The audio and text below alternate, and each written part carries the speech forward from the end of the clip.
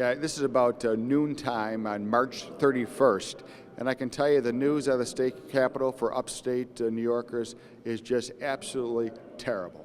This is an all-out assault on the hardworking taxpayers of Western New York. And there's a couple of things that have been out in the initial budget proposals, in the initial version of the capital projects bill, which would eliminate the extreme winter recovery funds.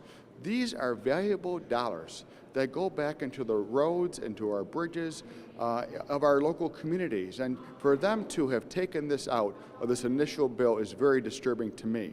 Also, construction aid for our libraries slashed by $20 million.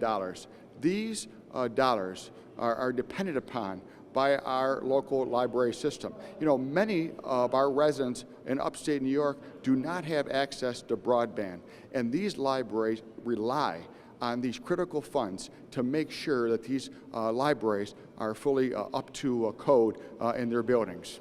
I want you to know that as we continue, there's been about 5 or 6 budget bills out of the 10 that have been placed onto our system and for consideration for debate. Still about 4 left to be considered. I am going to do everything that I can to urge my colleagues, especially those who live in upstate New York, to restore the winter recovery money, to restore this library construction funding.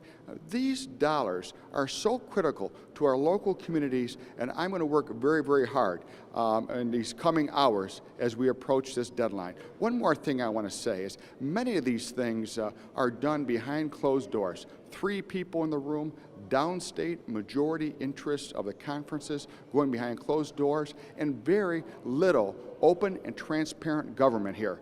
And I'm very saddened to say that's just how the process is occurring here right now on a Sunday at the last hours, March 31st of this budget process. So, folks, I'm going to continue working hard.